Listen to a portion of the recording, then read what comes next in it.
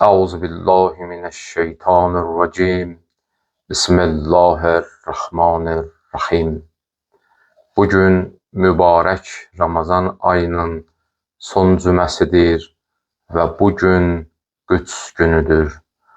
Quds gününü 1982-ci ildə İmam Xümeyni Həzrətləri tərəfindən Ramazan ayının son cüməsi Quds cüməsi kimi təyin olundu. Və bu məqsədlə yerinə yetirildi ki, məzlum Fələstin xalqından müdafiə olunsun. Və İmam Xümeyni Həzrətləri bunu çatdırdı ki, bu Quds gününü təyin etməklə bunu anlatmaq istədi İslam ümmətinə ki, sizin tutduğunuz bu oruc, bu ibadət yalnız acılıqdan ibarət olan bir ibadət deyil, bu ictimai bir ibadətdir. Necə ki, Qur'an-ı Kərimdə Allah Teala buyurur, Kutibə əleykumus siyam, oruç tutmaq sizin hamınıza vacib oldu. Bu hamınız kəlməsi, cəm kəlməsi bu ibadətin ictimai olmağını gətirib çatdırır. Və ayənin axırı budur ki, ləəlləkum təttəqun, oruç tutasız, bəlkə bu oruç tutmaq sizdə Allah qorxusu yaradar. Bir Allahı sevmək var, bir insanda Allah qorxusunun yaranması var. Allahı sevən şəxs mümkündür bir kənara çəkilə, ibadətini, itaətini, orucunu, namazını yerinə yetirə. Amma Allah qorxusu olan şəxsdə həm Allah məhəbbəti var və həm də özündə bir vəzifə, bir məsuliyyət hiss eləyir. Bu oruc elə bir şeydir ki, insanın aclığından başqa bir şeyi xaricdə biruzə verdirir. Biri bəhsin, məsələnin iqtisadi cəhədidir ki, Allah Teala buyurur, 30 gün, 29 gün orucunuzu ki tutdunuz, fitrənizi ödüyün, kasıbın malını çatdırın, ondan sonra gedin namazınızı qılın, bayram namazınızı qılın.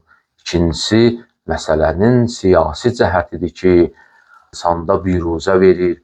O da bundan ibarətdir ki, mübarək Ramazan ayının axır cüməsi gəldikdə siz müsəlmanların dərdinə bir etiraz eləyin, dərdinə şərik olun, görün hansı torpaqları qəsb oldu, onlar hansı çətinliklərdə yaşadılar, əsarətdə olanları varmı, sürgündə olanları varmı, bunlara ən azından siyasi etirazınızı eləyin. İmam Sadiq əleyhissalamdan məşhur hədis var ki, İmam Sadiq əleyhissalam buyurur, bir nəfər səhər oyana, müsəlmanların işləri ilə məşğul olmaya, özü də vəzifədə ola, bunu mötərəzə arası deyirəm, məşğul olmaya, o müsəlman deyildir. İslam və müsəlman ümməti o zaman ayaq üstə qalır ki, onların problemi ilə məşğul olunsun. 70 ildən artıqdır ki, Fələstin xalqı səhərlər güllə səsinə oyanırlar və sən, mən də müsəlman olaraq buna heç bir etirazımız olmur. Bugün Qüdsə etiraz, işğala etirazdır. Bunların hamısının kökündə bu yaşantının, bu diri qalmağının vilayət-i fəqih sistemi durur ki, bu sistem səbəb oldu ki, Quds günü təyin olunsun, müsəlmanların izzət və şərəfindən difa və müdafiə olunsun. Və odur ki, bu layiqli məqama İmam Xümeyni rəhmətlikdən sonra Həzrəti Ayətullahül Uzma Şəhid Seyyid Əli Xameneyi rəhmətullah əleyh təyin olundu. 40 ilə yaxın bu mübarizəni davam etdirdi. O Həzrətin şəhadətindən sonra isə oğlu Müctəba Xameneyi təyin olundu və azadlığı sevən müsəlmanlar o şəxslə beyyət elədilər. O şəxsin gəlişi ilə bir daha müsəlmanların çoxlarında ümid yarandı. Ümid yarandı ki, demokratiyanın iyi olmayan cinayətkar Amerikadan və uşaq qatili olan İsrail dövləti ilə mübarizə yenə davam edəcəkdir. Onlar həqiqətən uşaq qatilidirlər və bunu biz illərlə Qəzzədə, Fələstində gördük və son günlərdə də İranın Minab şəhərində 163 qız uşağının məktəbdə bombalanması və şəhadətə çatması nəticəsində biz bunları gördük və müşahidə elədik və bir daha yəqinə çatdıq ki, bunlar uşaq qatilidirlər. Bunların uşaq qatili olması təkcə İslam ümmətinə aid deyil. Bunlar öz vətənlərində də uşaq qatilidirlər, uşaq əti yeyəndilər, uşaqlara təcavüz edəndilər və bir çox Amerika tərəfdarlarının səsi artıq boğulubdur. Bu səs artıq çıxmır. Çünki onlar da yəqinə çatdılar ki, bunlar uşaq qatilləridirlər. Bunlar bir şeyi unutmadılar ki, İslam ümmətində şəhadət deyilən bir kəlmə var, şəhid deyilən şəxs var, şəhadət deyilən əməl var. Şəhid o kəlmədir ki, insan onu dilə gətirdikdə insanın ruhu dirilir.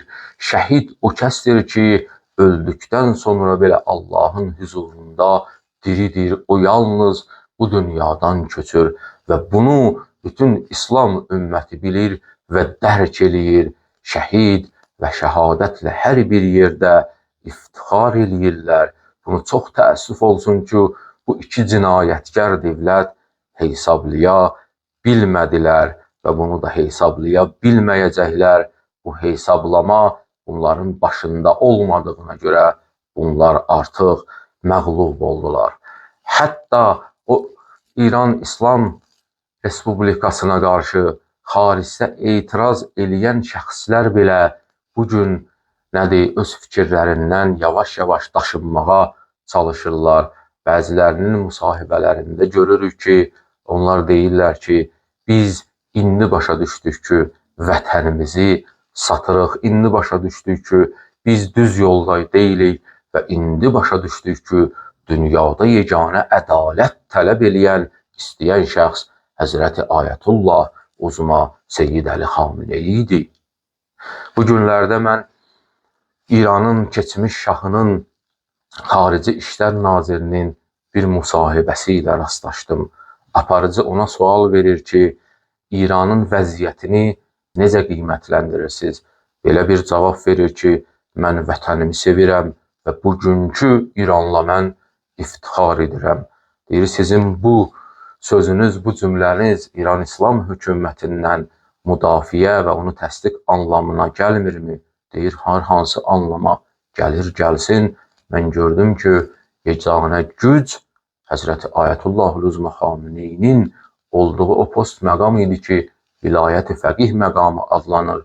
Bu İranın öz, belə deyək, şəxsiyyətini və öz çərçivəsində qalmasını qorudu və mənim vətənimin dünya ilə, zülmlə mübarizəsini göstərdi və mən vətənimlə iftixar edirəm.